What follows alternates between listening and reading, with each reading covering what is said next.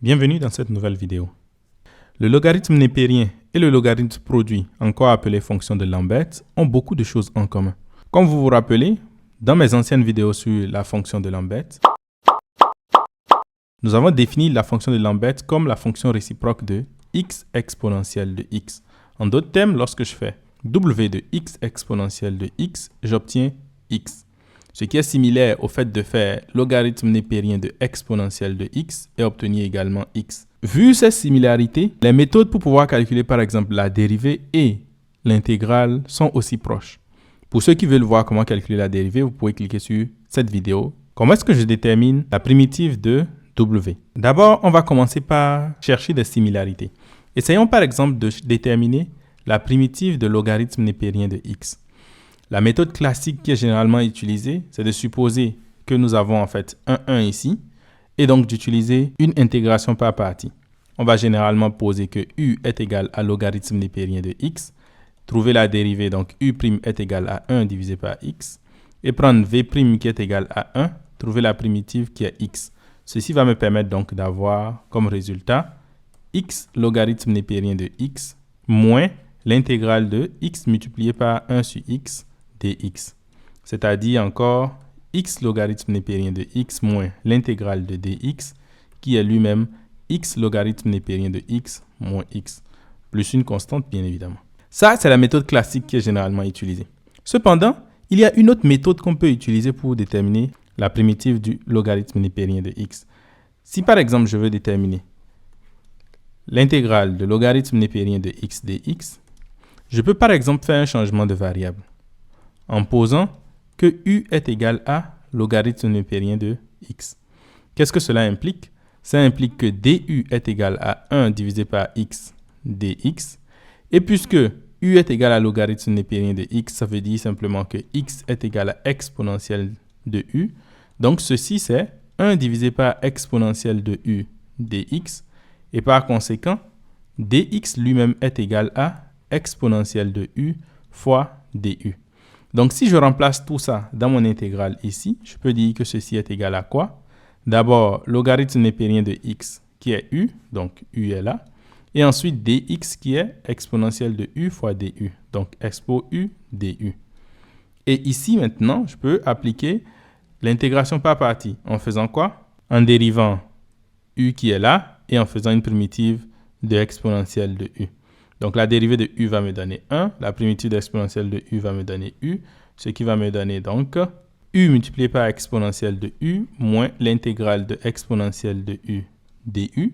Ce qui fait donc u exponentielle de u moins exponentielle de u plus une constante. Et on peut revenir maintenant à x en faisant quoi? On sait que u ici, c'est égal à logarithme népérien de x. Donc, logarithme népérien de x. Exponentielle de u, c'est égal à x. Donc, j'ai x ici, moins x plus c. Donc, on voit clairement que j'ai encore le même résultat qui est x logarithme népérien de x moins x plus c. Ça, c'est une autre méthode qu'on peut utiliser pour déterminer aussi la primitive du logarithme népérien de x. Et cette deuxième méthode-là, nous allons l'utiliser pour déterminer la primitive du logarithme produit, c'est-à-dire de la fonction de Lambert. Donc, on veut chercher quoi? La primitive de w de x dx.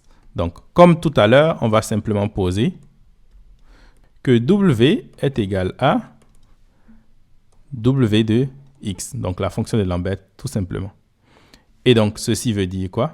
Que dw est égal à... Vous vous rappelez, on avait déterminé la dérivée. Et qu'est-ce qu'on avait obtenu? On avait obtenu exponentielle de moins w de x. Donc, divisé par 1 plus w. Donc, je vais avoir dx ici. Et cela veut dire simplement que dx lui-même est égal à 1 plus w fois exponentielle de w dw. Donc, je vais remplacer tout ça ici. Qu'est-ce que cela va me donner? Donc, le résultat ici sera d'abord le w de x qui est lui-même w. Donc, w va rester là. Et ensuite, le dx qui fait 1 plus w exponentielle de w fois dw. Super, parce que là, je peux juste appliquer une intégration par partie pour résoudre cela. Bon, bien sûr, ce n'est pas une intégration par partie, il faudra en faire 3 ou 4. Donc, cela me permet donc de vous montrer la méthode de l'intégration tabulaire. Donc, l'intégration tabulaire nous dit quoi? Dès que j'obtiens ce que je veux intégrer et ce que je veux dériver dans mon intégration par partie, je peux faire un petit tableau. Donc, je vais faire juste un petit tableau comme ça. Je vais appeler ici D pour dire la fonction à dériver et ici I pour dire la fonction à intégrer. Donc, ici, qu'est-ce que je dois dériver? Ah, ça c'est une question. Est-ce que vous vous rappelez de la méthode LIAT? Oui, on peut l'utiliser. Donc, la méthode LIAT me dit simplement quoi? Que je regarde dans le sens qui va là, et puis je vois quel type de fonction j'ai. Ici, je remarque que j'ai une fonction exponentielle ici, c'est-à-dire E, et ici une fonction algébrique ici, c'est-à-dire A, puisque A vient avant E, donc je dois dériver A. Donc, ça veut dire que ici, j'aurai W facteur de 1 plus W, que je peux encore dire W plus W au carré. Et de l'autre côté, j'aurai simplement exponentielle de W. Et qu'est-ce que je fais? Je dérive jusqu'à ce que j'obtiens 0. Donc ici, la dérivée de W plus W au carré, ça donne quoi? 1 plus 2W. La primitive de exponentielle de W, ça fait exponentielle de W. Ensuite, la dérivée de 1 plus 2W, ça fait 2. La primitive exponentielle de W, ça fait exponentielle de W. La dérivée de 2, ça fait 0. Et la primitive de exponentielle de W, c'est exponentielle de W. Donc, comme vous l'avez remarqué, à chaque fois que je descends, je dérive ici et j'intègre ici. Ensuite, qu'est-ce qu'il faut faire après avoir fait ce petit tableau? Il faut juste écrire ici, plus, moins, plus, moins. Donc, on commence toujours par un plus et ensuite on descend. Et ensuite, qu'est-ce que je fais? Je fais des diagonales comme ça. Et j'ai directement mon résultat. Donc, mon résultat qui va me donner quoi? Donc, ceci, je peux dire que c'est égal à, je fais plus multiplié par ceci, multiplié par ceci. Ce qui me donne donc W plus W au carré fois exponentielle de W. Ensuite, moins multiplié par ceci, multiplié par ceci. Ce qui me donne moins 1 plus 2W fois exponentielle de W. Ensuite, plus multiplié par ceci, multiplié par ceci, ce qui me fait donc plus 2 exponentielle de W. Et c'est fini. Normalement, il fallait prendre moins l'intégrale de 0 fois exponentielle de W. Mais comme lui, il donne 0, je vais juste l'abandonner et faire plus une constante. Donc, ça veut dire que mon résultat, ça donne ça. Je peux développer rapidement et obtenir donc W au carré moins W plus 1, le tout, exponentielle de W plus une constante. Et là, la magie opère parce que nous avons fini. On peut développer cela en faisant W au carré fois exponentielle de W moins W fois exponentielle de W plus exponentielle de W. Et bien sûr, pour rappel, il faut chercher cela en fonction de X. Donc, on avait posé quoi? On avait posé que W était égal à W de X. Et bien sûr, si W est égal à W de X, je sais aussi que W exponentielle de W est égal à X par la propriété de la fonction de Lambert. Donc, cela veut dire que ceci, je peux réécrire cela comme W multiplié par W exponentielle de W moins, ici j'ai déjà W exponentielle de W et plus exponentielle de W lui-même, plus une constante, bien évidemment.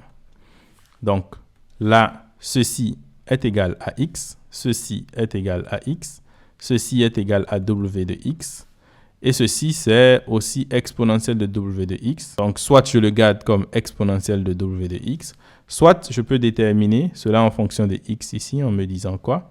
Que exponentielle de W de X est égal à X divisé par W de X. Donc, si je veux, je peux le faire comme ça aussi. Donc, X divisé par W de X. Ce qui veut dire simplement que mon intégrale me donne X W de X moins X plus X divisé par W de X plus une constante. L'intégrale de la fonction de Lambert est simplement X facteur de la fonction de Lambert elle-même moins 1 plus 1 divisé par la fonction de Lambert plus une constante.